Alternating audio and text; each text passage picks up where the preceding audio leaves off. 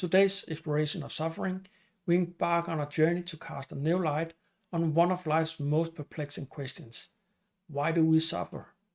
At first glance, suffering appears as an unwelcome intruder in our lives, bringing pain and discomfort. At the heart of our discussion is a simple yet profound idea. Life is an interplay of contrast. Imagine a world painted entirely in one color, devoid of variation. The world would be a canvas without a picture. Similarly, our mental and emotional landscapes require shades of both joy and sorrow to fully embody us as living beings. Drawing on this insight of Martinus, we delve into how suffering, much like the darker strokes on a canvas, is the foundation of the experience in our lives. By examining the intricate tapestry of life, it becomes apparent how essential contrasts are to our very existence. Think of the way shadows define lights, or silence underscores sound.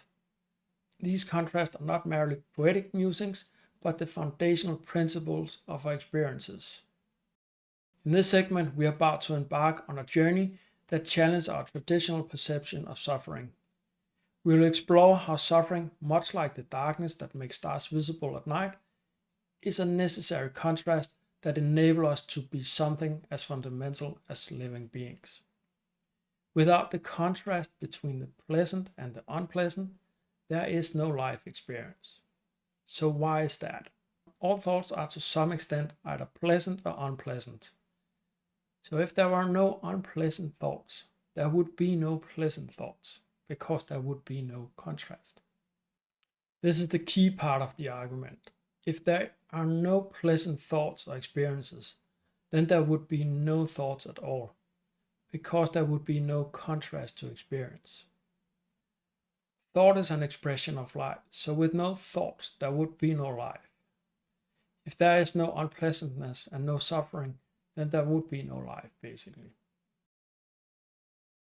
So in the most basic form, the meaning of suffering is a key to enable us as living beings, that is, to experience life. I'll come back to this intention behind suffering in the second part of this video, but for now we just need to understand that we need suffering to be alive. We need it as a contrast in order to experience anything at all. Thereby, suffering becomes a blessing or a good thing for us, because we cannot have a life experience without suffering. That does not mean that suffering is pleasant. That is not the point here. Suffering is unpleasant. But that does not mean that it is without a meaning or doesn't have a positive aspect in life.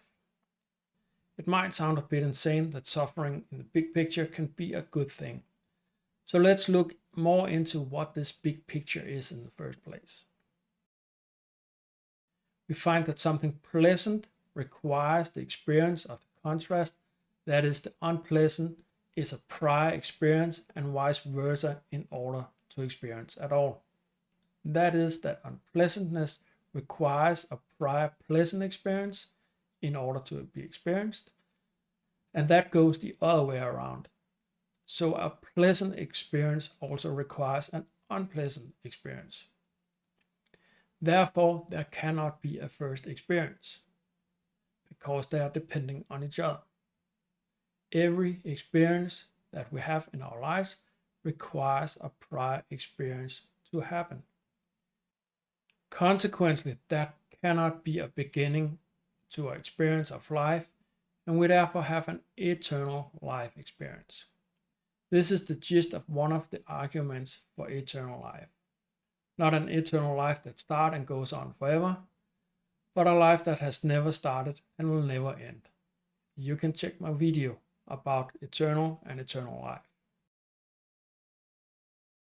The eternal living has the consequence that there has to be more than our physical bodies. There is a mental or spiritual part of our existence. We know it from our thoughts that we can change very quickly. We live as spiritual beings before we are born into the physical world, and we return to it when we have a physical death. We know this as reincarnation. I've made a video about it where I bring some arguments for reincarnation and explain it further. So I won't go into these details in this video, besides stating that our eternal life can be a thing, because we have a mental or spiritual world that is beyond the physical world. So if we have an eternal life, how is it organized? How does it work? And what is the role of suffering in this eternal life experience? And how does it work? And will the role of suffering be put into a new life from this perspective? In order to live our life, we have to alternate between the pleasant and unpleasant, and many other contrasts that enable our experience of life. Our experience of life goes back and forth between contrasts. There are always some degree of these contrasts.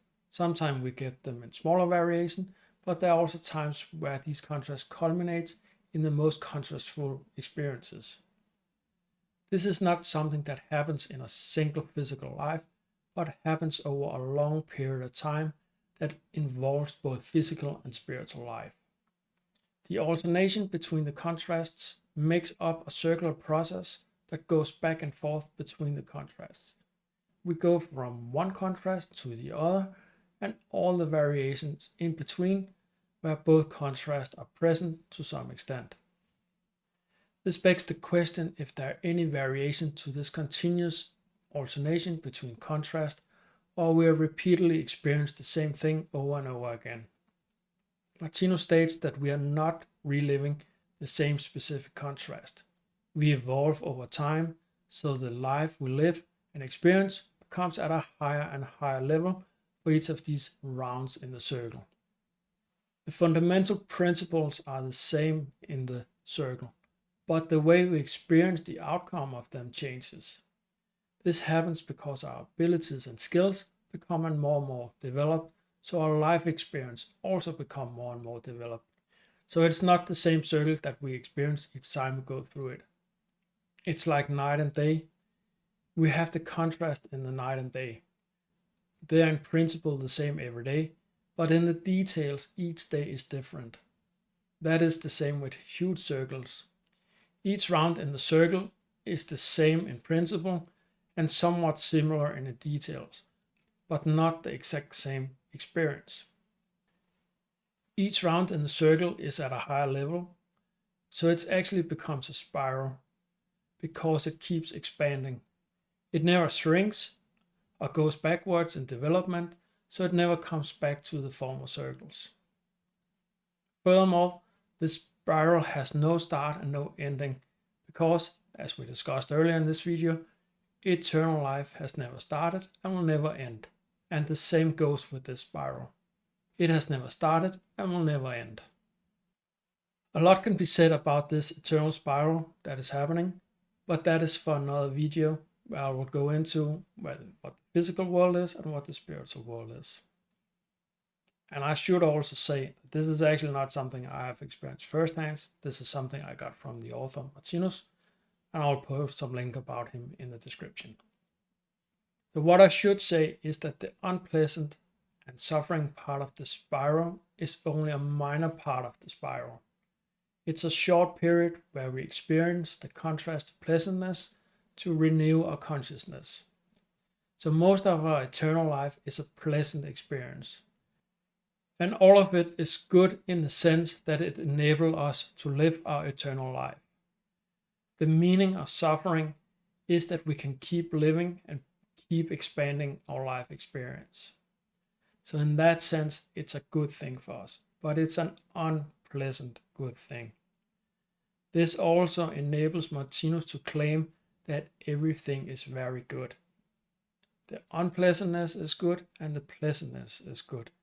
And as I said earlier, it's not like the unpleasant become pleasant. It's really, really unpleasant sometimes, but it's necessary to keep us living as living beings. So the meaning of suffering in this new light is that it enables us as living beings to keep living our eternal life and expand our life experience to a higher and higher level. So thank you for watching the video. If you like the video, if you find it valuable in any way, please give it a like. And if you like the topic of this video, please consider subscribing to the channel. Thank you for watching.